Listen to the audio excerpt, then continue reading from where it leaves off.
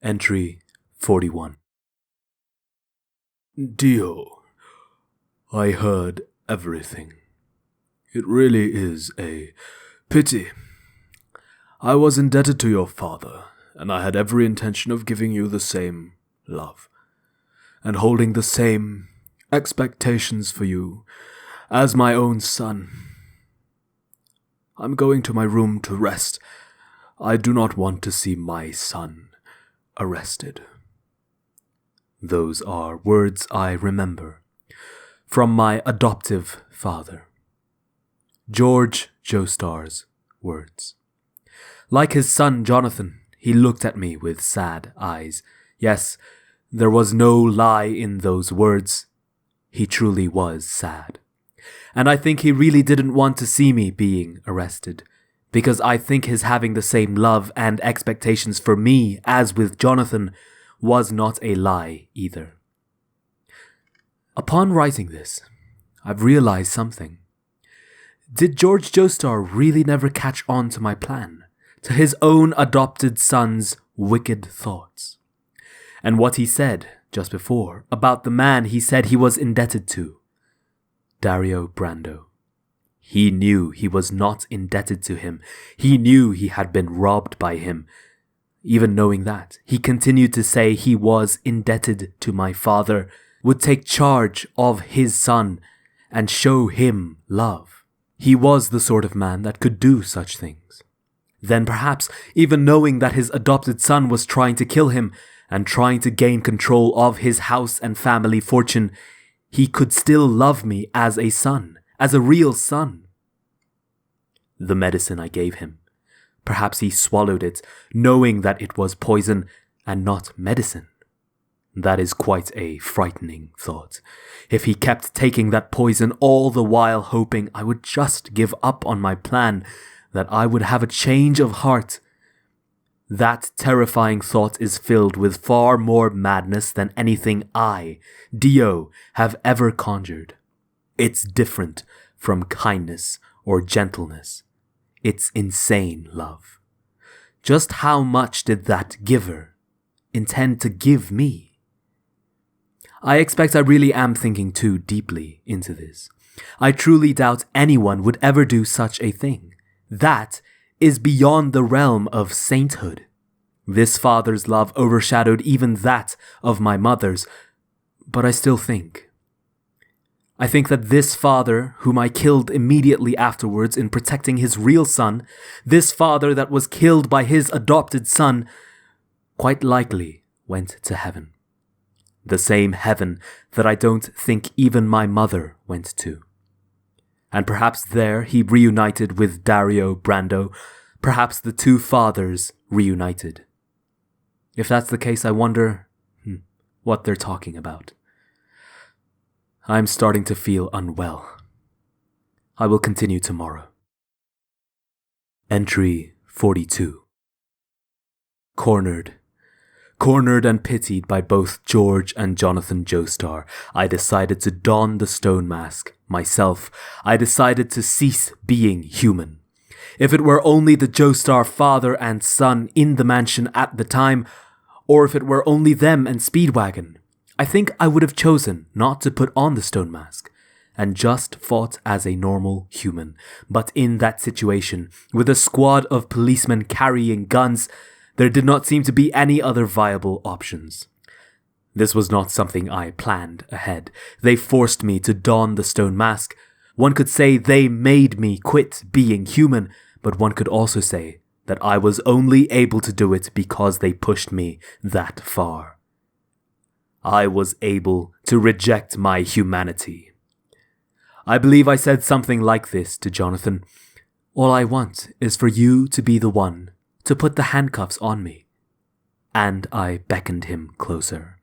After that, yes, I continued like this. Jojo, there are limits to a human's abilities. What I've learned in my short life is that the more a human schemes, the more those schemes will fall apart due to unforeseen circumstances. I must become something that surpasses humans. Even now, those feelings have not changed in me. The more one schemes, the more one's schemes will fall apart due to unforeseen circumstances. But after a century, I have an addendum to that. Even after becoming something that transcends humanity, in the end, the more I scheme, the more my schemes fall apart still due to unforeseen circumstances. Even now, they are falling apart again. The path to heaven. Because of the Joestar family, my plan, which should have been perfect, is once again falling apart due to unforeseen circumstances, as if they are inevitable. In any case, with Jonathan right in front of me, I put on the stone mask.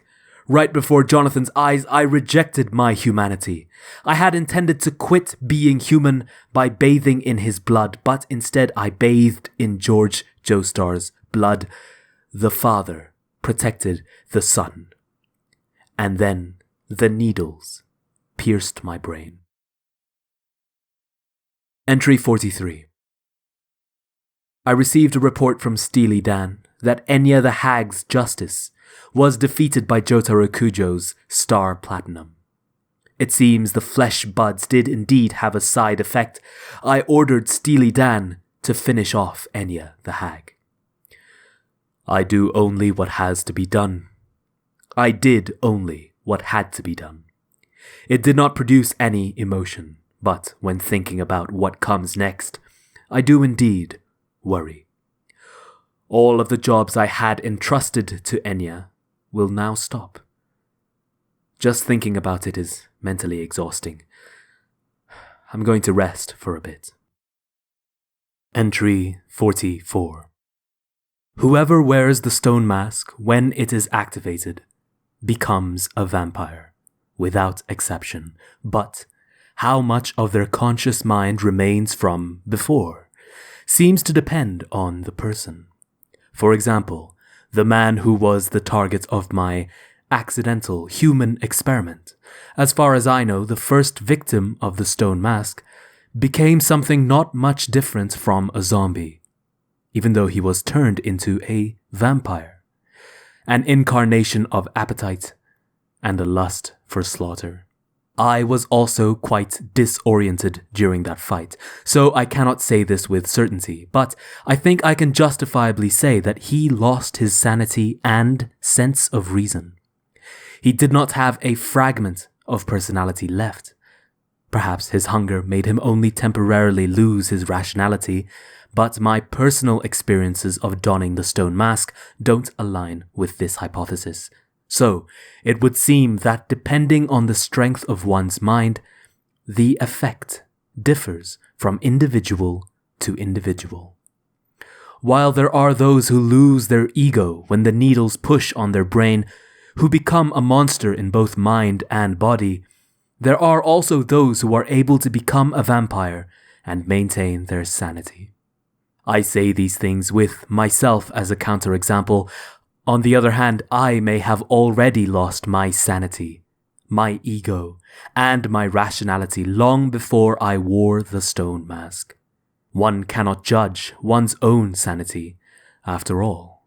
But I am fine as long as I remain myself, even if I have ceased being human. If I am me, that is enough, as long as I remain the proud self that I am, Dio. Not Dio Brando, not Dio Joestar, D-I-O. As long as I continue being purely Dio, that is what matters above all else. Cornered into putting on the stone mask 100 years ago, I might go so far as to call it an act of desperation. But still I am fortunate that my reason, that myself, still remained intact. My good fortune ends there, though. Exactly there. Because after that, mere minutes after that, I wound up losing to Jonathan Joestar's explosive power. Even though I was able to eradicate the police squadron with my vampiric power, I was incinerated by Jonathan Joestar, along with the entire Joestar mansion. In that mansion, which held 7 years of memories, I became nothing more than embers. To be precise, it was not the flames that killed me. If it were only flames, I could have escaped. With a vampire's healing ability, I should have been able to escape, but I couldn't. I was trapped, held in that wretched Joestar mansion by its guardian spirit, the goddess of love, and under her watchful and tormenting gaze, skewered on her terrible lance, I, Dio, was immolated.